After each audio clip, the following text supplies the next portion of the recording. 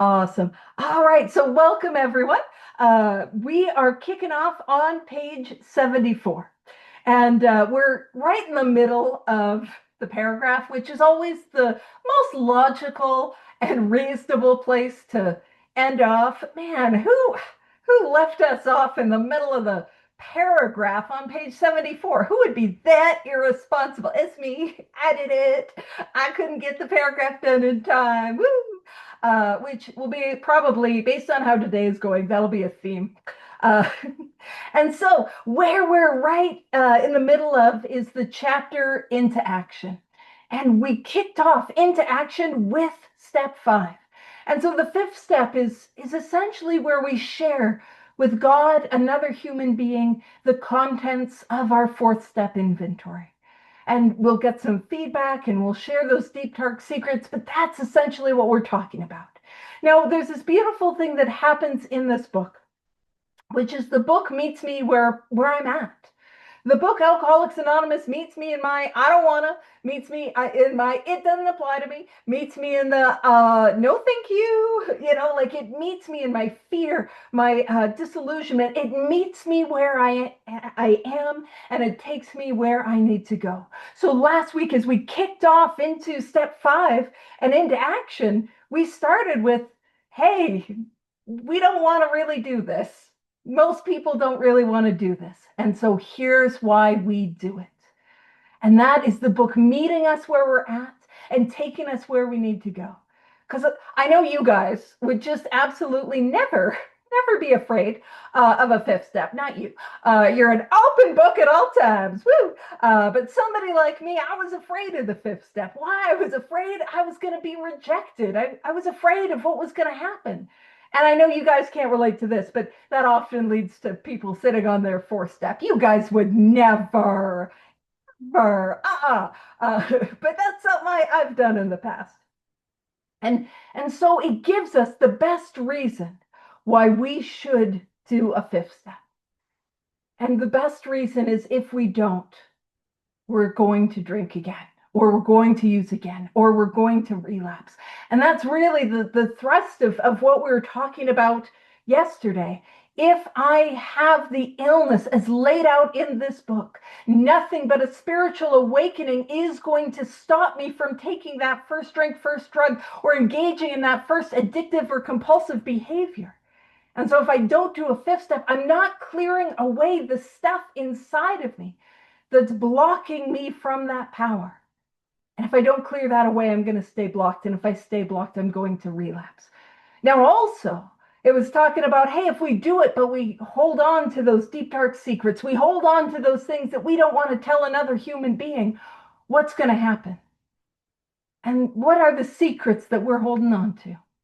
Well, in my experience, it's not the little stuff. It's not like, oh gosh, I'm so annoyed at Paige. She takes forever to do announcements. That's not the thing that we're hiding. And feel free, if that's how you feel, send it to me in a strongly worded email. I will also accept complaints via carrier pigeon. But my preference is 4-column inventory. So if you got any complaints, bring it to me in the form of 4-column inventory. I'm here for it. But the stuff that we're holding on to is those deep, dark secrets, those things that we don't think we can tell another human being, those things that are eating away at our soul that we think make us worse than anyone else. And if we hold on to those are going to block us from that light, from that connection, from that power. And so that's why we've got to do it. So that's what we were talking about much of last week. And then at the top of 74, we were talking about like, okay, who do we do a fifth step with? Who should we go to? And if you were here with us last week, right at the top of the page, it says, rightly and naturally, we think well before we choose the person or persons with whom to take this intimate and confidential step. And that you'll have a little note to say, let's bounce to page 96. Now, we did this last week, so we're not going to do it today. But I'll summarize what we experienced on page 96, which was, who is the first person I should do my fifth step with, or I should consider with whom I should do my fifth step with? My sponsor. My sponsor. That just kind of makes the most sense. My sponsor, right? And so I would always recommend starting there.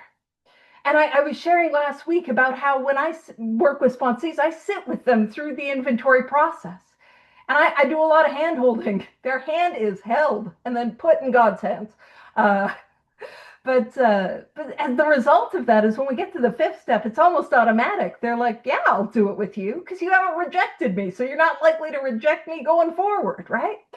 Now, I want to put into context what we're going to go through on a lot of page 74. On page 74, this book is referencing directions like when this book went out into the world, when it was published in April of 1939. I might find a copy of this book. I might get a copy of this book, and I might be the only sober alcoholic around. So there is no sponsor. There is no home group. I'm having to make it. There is no old timers. There are no people within the fellowship that I could readily take it to. The meetings were in Ohio and New York. And if I wasn't in Ohio or New York, I might not be. And believe me, I've been to Ohio. I had a great time. Oh, I got it. But like if I live in Canada, that's a ways away. And so I would be a sole person with this book, following its directions alone in the world to produce a spiritual experience. So again, I will emphasize the privilege that we have to be alive and sober in 2025. If you need somebody to do a fifth step with, I got you. I have sponsees that will go under that bus. They will absolutely receive a fifth step from you. I got options. You don't need to follow some of these directions, but again, we're going to contextualize it. If I was alone in 1939 and 1940 and all I had with this book, who could I take my fifth step to? So that's the thrust of a lot of these suggestions that we're going to read. So it goes on to say, those of us belonging to a religious denomination which requires confession must and of course will want to go to the properly appointed authority whose duty it is to receive it. So it's saying if you are a religious person and your religious organization has confession and you're feeling like you're on good terms with your religious organization, amazing. Go do it with the people who receive confession at whatever religion you're a part of. Amazing. Go do that. And if you're like, none of that applies to me, that's okay. That's okay. Do it with your sponsor. Do it with like we got Zoom people, we got people all over the world. We got options for you. And it says, though we have no religious connection, we may still do well to talk with someone ordained by an established religion. We often find such a person quick to see and understand our problem. And so what it's talking about, again, in 1939, I've got to share the contents of my inventory. I've got to share the stuff that is eating away at my soul. And who could I take them to? Well, it makes sense that people who spend part of their professional lives receiving confessions might be open to receiving a confession. And when it talks about, we often find such a person quick to see and understand our problem. A religious person might have the ability to understand what we're doing. And again, what are we doing in the fifth step? We're trying to clear away the various manifestations of self that is blocking me from this connection to God, a higher power, a creator, the spirit of the universe. So we're trying to clear that away. And a religious person might be able to understand that and be like, absolutely. Now, where I live in the world, there's a place called Mount St. Francis, and it's a Franciscan retreat center. So they have like Franciscan brothers and they wear the robes, which I don't see that a lot. So that tickles me. I think that's great. But they wear the robes and they do a number of things out there. One of the things they do is retreats because it's a retreat center. But one of the other things that they do is many of them have dedicated a portion of their service to receiving the fifth steps of alcoholics and drug addicts and whatever in the local community. And so those are people who have received oodles of fifth steps, and I mean oodles of them. And so there's a lot of people in Calgary, Alberta, where I live. They'll drive out near Cochrane. It's a very beautiful place. There's this beautiful field in it, and then you look out on the Rocky Mountains, and it's beautiful out there. And so that's a place that a lot of people go to do their fifth steps. And that can be a beautiful experience, especially if you're worried, like, I'm worried people are going to talk about me. Make sure you write down that fear of gossip. Make sure you write down that fear of judgment. But it can be helpful for people like doing their inventory for the first time.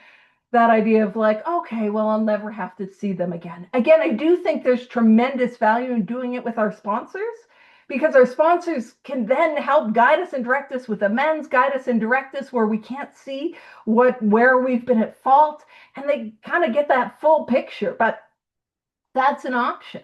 And I'll tell you, I did one out at Mount St. Francis. And when I called them, I'll be honest with you guys, I really wanted one of the people, the guys in the robes, because I thought that was so cool and I wanted one. And they gave me a nun who was just dressed in normal clothes, and I was so disappointed. Now, that was the second nun that I had done a fifth step with. And the first nun I've ever done a fifth step with, I bored her. Listen, I am showing up to this fifth step, and I think I got some dirt. I think I got I got some stuff. Now, this wasn't my first ever fifth step. I've continued to give and do fifth steps as I've continued on. I couldn't even tell you which one it was. It was one of the first five, let's say. And I'm showing up, and I got I'm thinking, I got some dirt. I got some, like, there's some juice, like there's some stuff. And she is visibly bored. Like she was red into her fingernails. She's like, just look at, I'm bored her. I bored this like 80-year-old nun. So it also, the value of that can help me think I'm not that important. And if you're wondering, I bored the second one too. She's like, okay, that's the same one. Okay, that's the same. Like, let's go, let's go, let's go, let's go. She was she was not vibing it either. I think I'm this like monster. And she's like, oh, again, another one of those. No biggie. So that did help me to be a little more right-sized about who I am and my defects of character. And so that is one option. It goes on to say, of course, we sometimes encounter people who do not understand alcoholics. So there are people who are perhaps religious in nature, who are used to the fifth step, used to the process, understand the process. But I'll even share with you, there is a local treatment center. And one of the things is the local treatment center sort of asks that their clients, part of them graduating, they have to do like a treatment center fourth step, and they have to do a fifth step. And there's been times where I've shown up to be of service and I'm receiving a fifth step from somebody that I've never met before. And I am always going to receive that with a whole lot of grace. Do you know what I mean? I am not going to like, okay, here's where you're at fault. Here's where you're at fault. Like, I'm going to be like, okay, is it possible here that there could be a thing? And they do it a different format where it's a lot like the check boxes. So a lot of the clients were just given sheets and go do, and they're kind of struggling at seeing it. So it can be, so all I'm saying is if I'm seeing a priest or a pastor for the very first time, they're probably not going to, come out and be like, your sexual behavior is extraordinarily heinous. You are selfish and self-centered to the core. They're probably just going to receive it and not give a lot of feedback. So that can be a downside of again, taking it to somebody that is religious, like a priest. Oh, thank you. A priest or a pastor. But again, it is an option. I do always think sponsor, let's check that one off first. And then other people in 12 step, let's see about them. Alrighty. So it says, if we cannot or would rather not do this, we search our acquaintance for a closed-mouthed, understanding friend. And so, again, I would recommend somebody in 12-step, somebody who has gone through this process. I was saying this at the other study, and I've been saying this a lot lately. the people who are not on a spiritual journey are maybe not going to see things in the way that I need to see things. And bear with me. I'm sure you guys cannot relate to this, but you know when you got some inventory and you got some inventory about some jerk who's still a bit of a jerk. And I want to take that inventory to that person who's going to be like, oh, Paige, oh, Paige. Oh, yes, that person is a jerk. You are an absolute angel. You are a sweetie. You've never done anything wrong in your life. That's who I want to take my inventory to, not the person who's like, yeah, that does suck. But hey, is it possible that you set this ball in motion with this manifestation of self? Oh, rude. I don't want to be called out. I would like my little covers of delusion. Please don't pull those. Uh, is that too much to ask? And so, and I talk about it in the sense that it is important for me not to seek fourth dimension advice from people who do not live in the fourth dimension. So if I'm asking somebody who's not seeking and who's not diving in, they're not going to be able to see. I've got to seek from people who are on the path, and it's helpful to seek from people who are further along the path to help guide the way. It does no good if I'm trying to seek advice from somebody who's in the parking lot and doesn't need to go on the path. They're going to give me parking lot advice. I don't know. I had a real visual in my brain. There was a meadow. There was frolicking. There was a delightful path. And then there was somebody chain smoking in the parking lot. By the way, no judge. You chain smoke in the parking lot if you want to. That's some of the best pre-meeting stuff that we got going on. All righty. So it says, if we cannot or would rather not do this, we search our acquaintance for a close-mouthed, understanding friend. And again, we can look for people in 12-step. And where I live in the world, we have a saying that's known as like pillars. So you'll have a sponsor, and then I think other places maybe call them like sober supports, or I'm not sure. Different things have different names. But the idea is people who are moving along the path with you, who are growing with you spiritually, the people that we would take our 10th steps to, those sorts of people. Not somebody I'm gonna call and be like, oh, he's a jerk. And they're gonna be like, I know, he's the worst. And people that are gonna be like, hey, Paige, what are your mistakes? Where might you have been at fault? Those sorts of people. And it can be really like, bear with me. I clearly do not do martial arts. Rob does, though. So don't mess with Rob. And actually, hold on, Scott put some in the chat. Not just armed with facts, but armed with the facts about themselves. Yes, been where we've been, doing what we're doing and going where we're going, that are actively doing this thing. So going back, Rob has done martial arts, so don't mess with him. Nobody would. He's a delight. I have the I need my socks on sort of sensory issues, so I never got into martial arts. That was a sensory nightmare for this little weirdo. But in martial arts, there's this beautiful principle that I think applies to those of us in 12-step. So when you first get into martial arts, or you get into 12-step, it's like we're little white belts. We're just learning spiritual kindergarten. We don't know what we're doing. I don't know my kicks from my punches. Well, I know that. But you know what I mean? I don't know what's going on. And so we learn. So we learn from those who are further along the path. We learn from those black belts. And that's like our sponsor. And those old timers who have been active in doing this thing a while, not the old timers that you don't want to have a cigarette next to them in the parking lot because they're going to go up like kindling, not those ones, but the ones that are active in doing it. Only you can prevent spiritual forest fires. Smokey the Bear.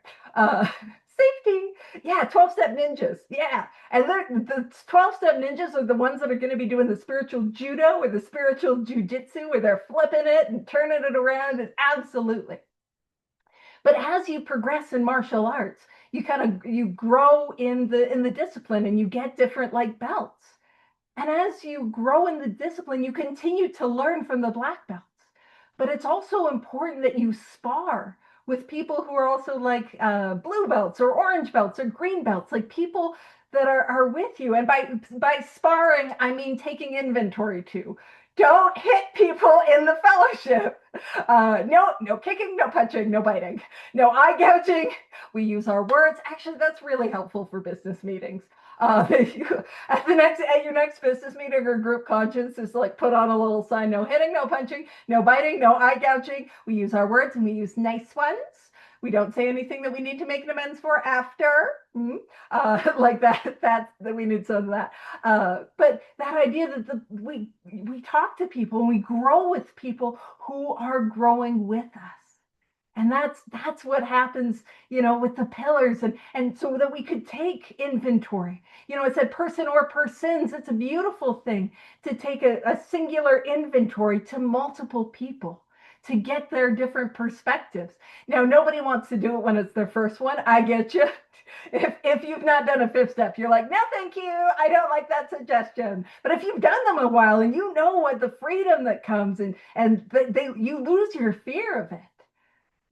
Now, to be fair, right before you got to do one, we always get a little nervy, but we lose our fear of it because we know the freedom. That's when it's like, man, we can take this inventory to some people, absolutely. And it is incredible what happens.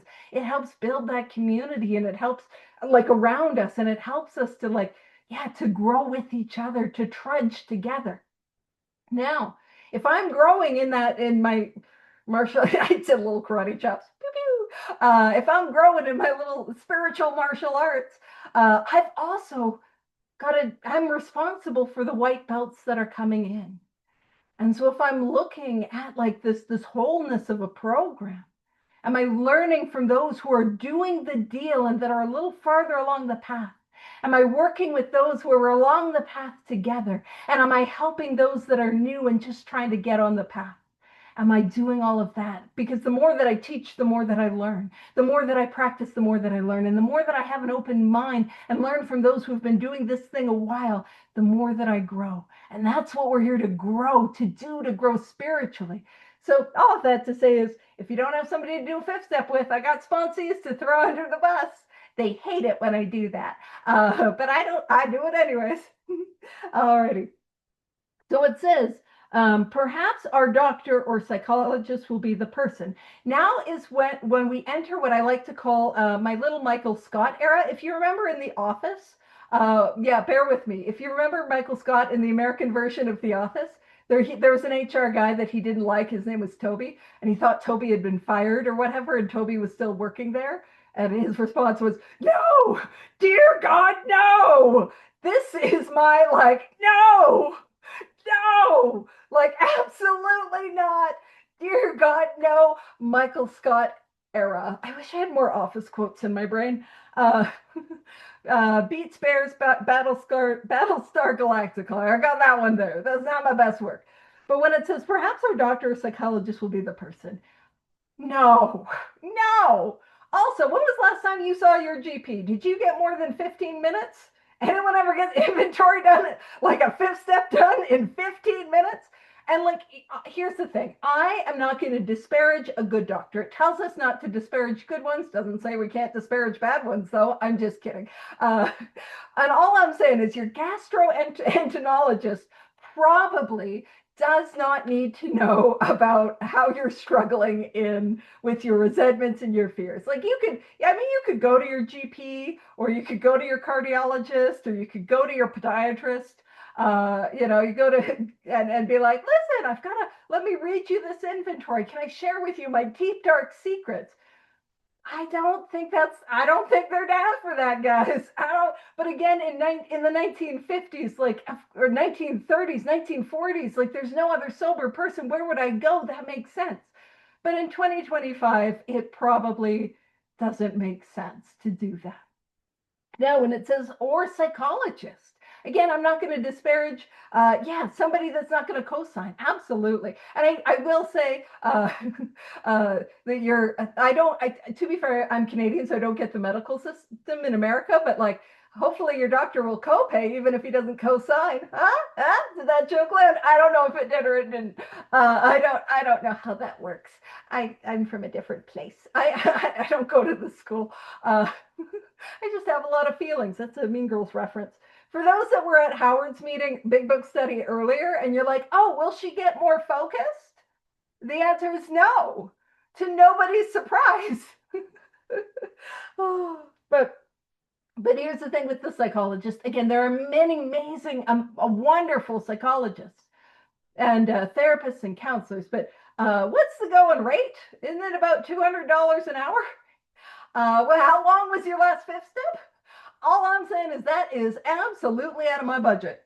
I can't afford that.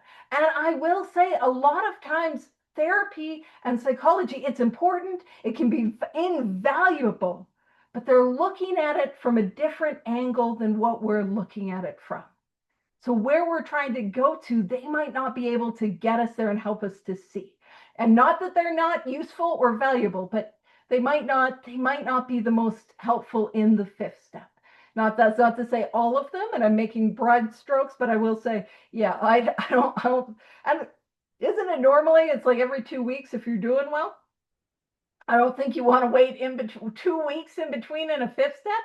That sounds like an absolute nightmare. I had to wait in between sessions for my first fifth step.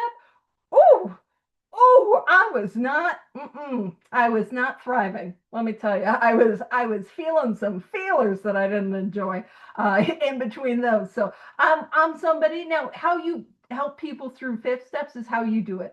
I like to sit there and get it done. I'm just kind of off on this tangent.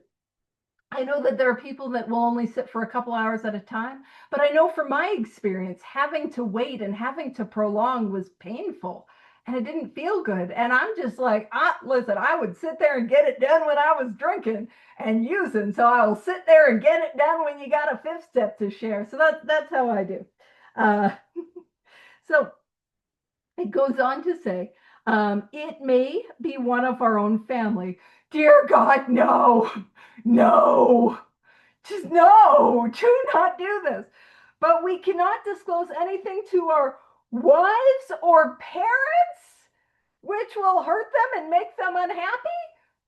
Imagine. Do not take your inventory to mom or dad or even Uncle Joe. I mean, maybe if Uncle Joe is a sober alcoholic and you're a little removed from him, but no, do not, please do not. I shouldn't say do not, because as soon as I say do not, I know you guys, you're like me, you'll be like, I'm gonna do it.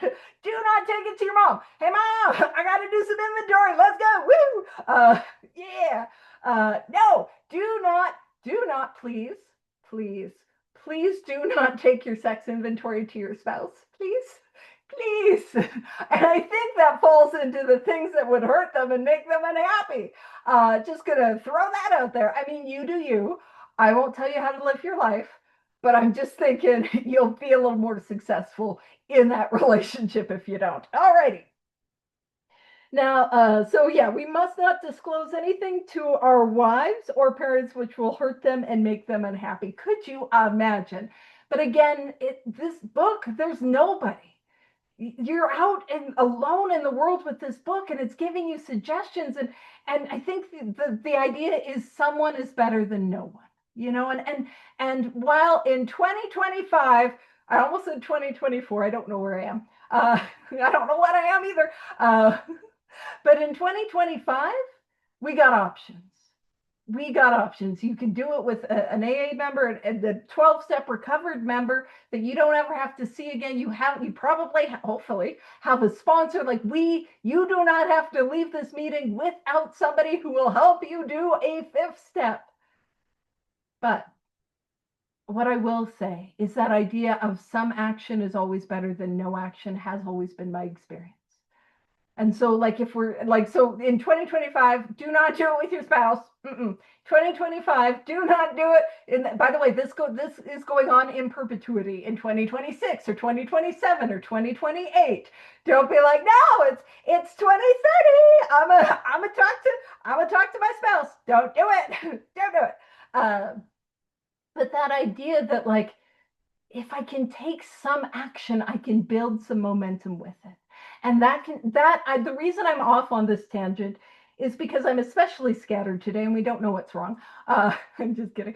But the reason I'm on this tangent is because, like, if you're here today and you're feeling stuck and you're feeling stalled out, and sometimes we think we just got to get it all together and then get moving. No, just get moving. Small actions taken consistently will get you where you need to go, and it will build momentum. But inaction also builds momentum. So the more that I don't do, the more that it is easier to not do. So we got to take action. So it goes on to say, we have no right to save our own skin at another person's expense. And that, well, we're talking about in the fifth step, and that's not as applicable in 2025. That is a really helpful idea. It is a helpful principle. It is one that we're going to see in step 9, and that we're going to see in it's a beautiful way to live. I don't have the right to get freedom by throwing anyone else under the bus, except sponsees to do service. That's a completely different bus. It's different. Apples to oranges right there. But what we're saying is that idea that I don't get to get free by hurting somebody else. I need to be considerate of others. And that is a beautiful, important principle. It says, such parts of our story we will tell to someone who will understand yet be unaffected. You know who's going to understand and not be affected? Your sponsor. They will understand. They will be unaffected. Perfect person. That person doesn't work, don't you worry. We got a whole lot of other recovered 12-step members who will understand and be unaffected. Over here, understanding unaffected. We got you. We got options. Absolutely. And so when it says such parts of your story, that also again ties into why it says person or persons. Because let's say I was alone in the world and I decided to take, oh dear God, no, my fifth step to my spouse. They probably don't need my sex inventory. We can take that to like a priest or something. You know, I don't know, maybe take that to your doctor. I don't know. I know a reproductive health doctor probably would like some of that information, but not all of it. I'm just trying to make everyone's lives easier. But yeah, just do it with your sponsors, all I'm saying. It goes on to say, the rule is we must be hard on ourselves, but always considerate of others. Hey, I thought there were no rules. What is this rule malarkey right here? That's a rule. Now, when it says we must be hard on ourselves, but always considerate of others, I want to temper that with the idea that we are not meant to beat ourselves up. That is not the hard on ourselves that we're talking about. I remember I was sharing on that one day, and somebody was like, I think you've got that cornered, Paige, the being hard on yourself. What we're talking about is when we're saying hard on ourselves, we're talking about holding ourselves to a considerate standard. You know, a standard where we're considerate of others. We're holding our, and to be fair, what I will say is this is in reference to who we do our fifth step with. But I do think there's value in living my life where I am considerate of others and I'm thinking of others, because that's probably not how we were living very well before. I mean, I won't say you, but I will say me, was not living with a whole lot of consideration outside of I, me, mine. So that, like, why don't I, and that hard on myself, let me be clear. It's not like I'm a piece of garbage. I hate myself. I'm the worst person that ever lived. It's not holding myself to perfectionism or unrealistic expectations. It is, I'm going to do my inventory and instead of yours. That's what we're looking at like at a broad stroke, sort of, with that line. I'm gonna take my inventory instead of taking yours. That's what it looks like in that way. And so it says, notwithstanding the great necessity for discussing ourselves with someone, because if I do not do this, I will relapse. It says it may be that one is so situated that there is no suitable person available. No, absolutely not. No, dear God, no. Trying to get my Michael Scott in there. No, absolutely not. If you were on the Zoom call, you are not so situated. There are suitable persons available right now. If you're listening to the recording later on, guess what? Still suitable persons available. This does not apply to you. Absolutely not. No. It says, so when it says, if that is so, this step may be postponed. No, absolutely not.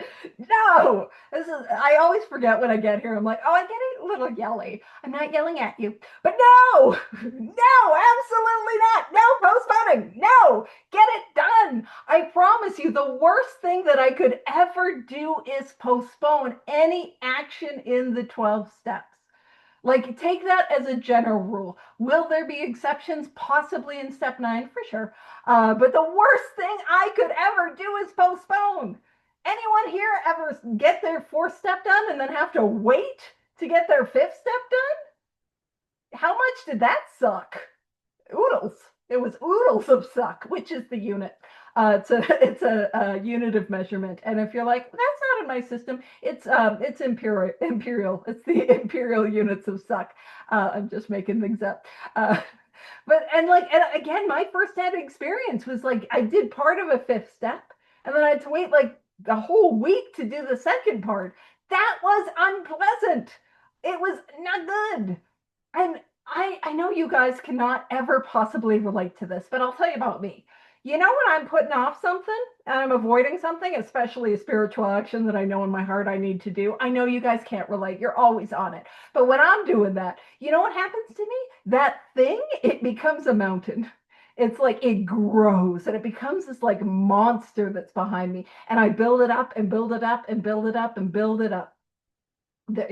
Do not wait to take any spiritual action. Go do, go do, go do. Of course, there's exceptions, but I'm just going to say that as a general rule.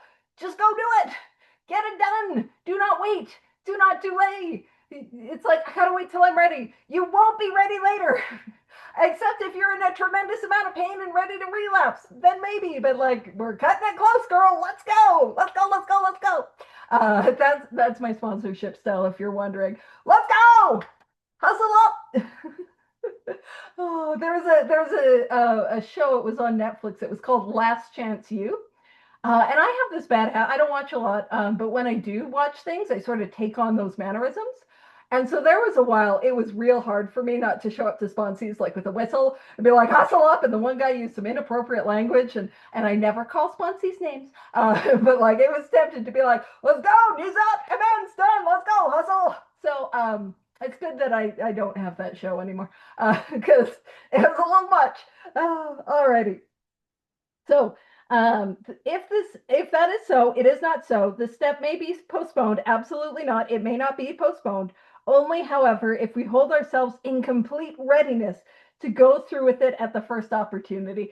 There's the opportunity. It's here and now. How convenient right now we can get it done. Woo! No need to wait. All right. We say this because we are very anxious that we talk to the right person. And what I will say is there's not a lot of directions on how to receive a 5th step. We don't talk about that a whole lot in Into Action. We don't talk a whole lot about that in working with others. And so this kind of bottom paragraph gives us some guidance and direction on who I need to be in order to receive that 5th step. And I'll talk a little bit. Man, I'm not doing well on time. Yikes, maybe next week we'll do the promises. Yikes. But these are some directions about who I need to be in order to receive a 5th step. Of course, we want to see the person who's receiving ours, do they have these qualities? But I can take them and I can apply them to myself. So it says we say this because we're very anxious that we talk to the right person. So this is what the right person is. It is important that he be able to keep a confidence.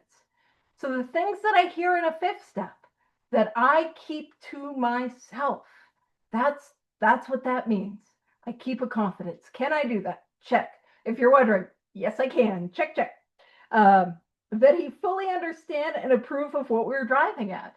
And as you can tell by my desire to like almost be like a coach, let's go, hustle up. I fully approve. I understand. We are driving. Let's go, baby. Woo!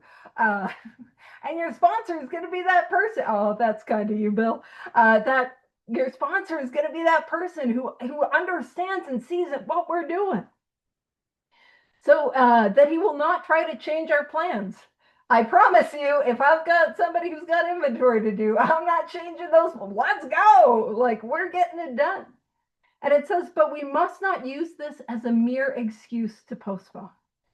So it's, again, can I be that person that can hold the confidence? Can I love the balloons. I love the things. You guys are going nuts and I'm here for it. Please know I am here for it. You know what? Some big book studies where they're like, don't be distracting. That's the opposite of this one. I'm genuine. I'm not kidding. I'm serious. Be distracting. I'm here for it. I shouldn't have said that. I've now opened up Pandora's box and I'm worried we're not going to be able to put the lid back on. Oopsie doopsies. Oopsie doopsies. Oh, thank you. That's kind. I'm like, okay. I was like, how does everyone know? Okay, focus. Focus. It's probably been happening in the chat and I haven't been focusing and I've been missing it. Uh, so this is who I need to be so that I understand what we're trying to do. And what we're trying to do is I'm trying to see the stuff that is in me, that is clearing me, that is the stuff inside of me that is blocking me from this power so that I can clear it away.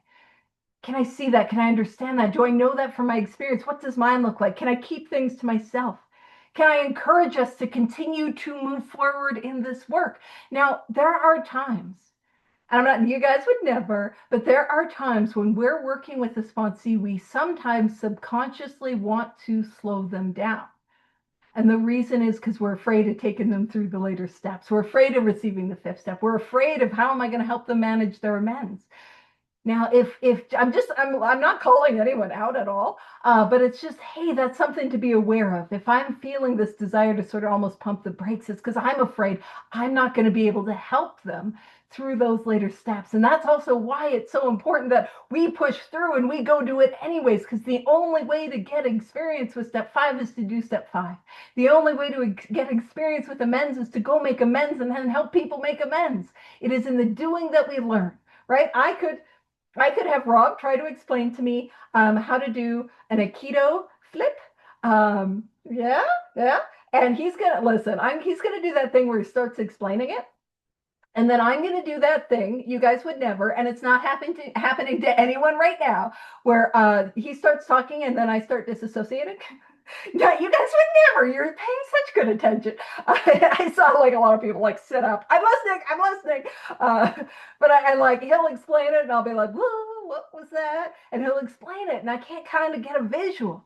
Now, what do I got to do? I got to physically get judo flipped and flip other people. That's how we learn. We learn in the doing. It's the same way here. So dive in. So it says, when we have decided who is to hear our story, we waste no time. Let's go after it. Hustle. We got to do it and do it quickly. It says, we have a written inventory. Check. We should have it. It should be written. It should be done. And we are prepared for a long talk. And if you're wondering, how long should a fifth step be? Well, if I am fearless and thorough in my fourth step, it said we've written down a lot. And if I've been fearless and thorough, if I've written down a lot, what that means is that it will be a long talk. Now we are people that like, hey, give me between 3 and 4 hours. Between like how long are you talking, girl? We don't have that. We don't have that. We want those. We don't have that. And I've done some long fifth steps. I've given long fifth steps. I've received long fifth steps. And again, I like to sit and get it done in one shot, if at all possible. But that idea is like, okay, if I were to do this, would it be a long talk? That's how we know. And also, I will just a little trick. My suggestion, my recommendation is to book the day. Like just take the day. Take the day to just do the fifth step. Even if it's not going to take all day. Some of you are like, all day. Some of them do, but some of them won't. Most of them won't. But book the day off. Book the day off for a couple reasons. One, It's because it's a lot. It's a lot for the person sharing the fifth steps. It's a lot for the person receiving the fifth step. But also, why it's important to take the day is because if I'm sharing the fifth step, I've got to go do a quiet hour in step 6 and 7 right after. Yeah, unless you get a grumpy nut. That's fair. That's fair. Oh, yeah, the first one was bored. The second one was a grumpster. I also did another fifth step with a lady that worked at a Unitarian maybe church, maybe, I don't know. She was lovely. She was a real sweetheart. So I just wanted you to know that of the 3 religious gals, they weren't all bad. And that, by the way, actually, I'm off on, Maureen did not plan on this tangent, but it's happening. Woo! Here's what I will say. I have bored 2 nuns. 2 nuns. I have I've done billions, not that many, but I couldn't tell you how many fifth steps I've given. And I've bored nuns, and they haven't always gone how I thought they should. They've not always gone perfect. And what I will let you know is I've never regretted it. I've never regretted it. And that's my experience. I've never regretted a spiritual action taken in the 12 steps. Has it gone always the way I thought it should? No, but I've never regretted it. Reaching out for an amends? I reached out for amends one time, I got blocked. I don't regret reaching out. You know what I mean? I have worked with some sponsees. Whew. Did you know that they're not always delightful? Alcoholics and addicts who are sick and unhealthy? Did you know that sometimes it can be a little draining? And did you know sometimes this will shock you? Shock you. They're not really appreciative. And they complain the whole time. Shocking. And again, I've never regretted it. And so that's something to keep in mind as we approach the 5th step. So written inventory, prepared for a long talk. Oh, here's another trick.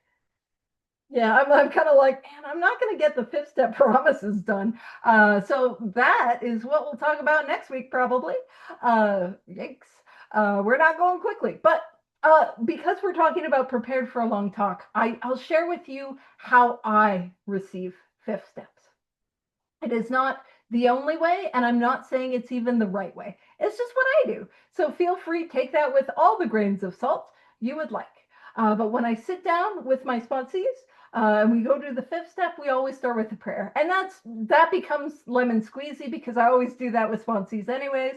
This is how I start every meeting with a sponsee, which is, it's always good to start with a prayer. Would you like to pray? Would you like me to pray? I don't mind, either way. And then I have some sponsees that think they're clever, and they beat me to that. And then I say, you can pray. And then they stop doing it. It throws me. I like my routine. Anywho, and so we always kick it off with a prayer. And then this is something that I do not do every single 5th step. But if I can tell that the person that is before me, whose 5th step I'm receiving, if I can tell that they're nervous, if I can tell that there's something weighing on them. And so it's vibes. It's vibes. If I can tell that there's something on their heart, what I say is, why don't you tell me that secret that you don't want to tell me? Why don't we start there? What's the thing you don't want to tell me? What's that deep, dark secret? And we start there. Rip off the Band-Aid, dive into the pool. Like, why don't we do that? I don't always start there, but if I can get a sense that they're carrying that weight, sometimes it's really helpful to start there. And now because I was rushed by a couple nuns, I have learned, and I didn't like that. My feelers, don't they know who I think I am? Well, they got a gist because of the inventory. But I didn't like that. And I have the thing is, if you wrote it, I will listen to it. If you took the time to write it, I will take the time to listen to it because that feels fair. But here's the thing. We will absolutely not be having any discussions in column 2.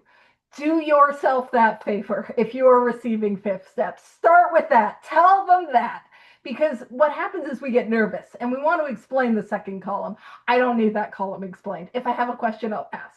And that will just drag the thing out forever and get stuck in story. And it's just not helpful. So no, do what you want. But I've learned if we have discussion, we're only going to have it in the fourth column of resentments. And then we'll have discussion in fears, and we'll have discussion in sex conduct. But that's just a helpful little trick and tip for anyone. Feel free to steal it and don't give me credit. Lord knows I don't need it. And that was an organic page one where, or no, I think I stole that from Marty C. I think I stole that. I was gonna say, yeah, but it did come from like, oh gosh, having ones that took forever because they wanted to talk about column 2 because they're nervous. What do we do, right? So then, because my experiences, I've sat with them as they've written almost all of their inventory. I don't have a lot of that feedback. If you have feedback, you can give the feedback in the fourth column because that's where the feedback usually needs to be. But I need something to keep whatever thread of attention I have left focused at the desk at hand. So what I do, you don't have to do this, but what I do is I have a little notebook, and what I'll do is I'll write what I hear them say their defects of character are. I always start by writing selfish, which is how I act in the world, and then self-centered, which is how I think and perceive. And I start with those two because all of my defects will tie into those two, but then I write the other ones that I write the other ones that I hear. And then one of the other things that I do is I will write what I hear them say. Now, if you're wondering, where do you get those from? I hear them from the fourth column of resentments. You can hear them in the third column of fears, and you can hear them in the second and third column of sex inventory, just if you're wondering. What I will also do is I will also write what I hear them say their sex ideal is, because there's absolutely no way they're saying, I don't know what that, I don't know. No, I'm going to write it down and you're having it. Take it. And so where I get that from, primarily I get that from the fourth column of sex inventory. What should I have done instead? But I've been doing this a little while, so sometimes I can catch it from some fears that they've got, and I'll get it from there as well. And so at the end of the fifth step, what I do is I meet more people online than I do in person these days. So if it's in person, I'll rip it out and I'll give it to them. But, in 2025, we're on Zoom, I take a picture and I send it to you. And I could mail it, but I don't know. Sometimes the Postal Service is on strike. So I don't do that often. So I take a picture and I send it to them. And then at the very end of the fifth step, I always ask, is there anything else? Is there anything else that you didn't want to share? Is there any secret? Is there anything else? And there's been time, I stole this from Robert's Rules of Order. I don't always do this.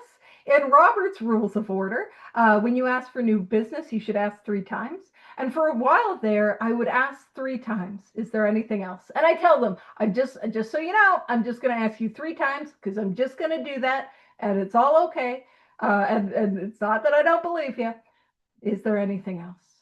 And then I'll ask, is there anything else? And then I'll ask, is there anything else? And I communicate that's what I'm doing so they don't feel offended. And there have been times it's created an opportunity for stuff to come out. And then what I do is I send them a way to do their quiet hour in 6 and 7, because we would have spoken about it. We would have gone through it. And I sat with them for their whole inventory and their whole fifth step. They can do the hour by themselves. They can do that. And so they're prepped for it. So it goes on to say, we have explained to our partner as in the person who is receiving the fifth step, what we are about to do and why we have to do it. How convenient if we do it with our sponsor. We don't have to do any explaining. They already know. Delightful. Just throwing that out there. He should realize that we are engaged upon a life and death errand. And I have a lot of fun and I joke around, but I do take it that deadly seriously, that this is life and death for people like us. And can I, when I receive the fifth step, can I keep in mind that this is life and death for the person that I'm sitting before, whether it's in person or on a screen? Can I see that? It says, most people approached in this way will be glad to help. They will be honored by our confidence. And that's my experience. I genuinely mean this. It is an honor and a privilege to be able to be entrusted with the fifth steps of others. And I spoke about this last week, but it was the first time I ever did, like, shared my first ever fifth step. That was the first time I ever felt a part of the 12-step fellowship.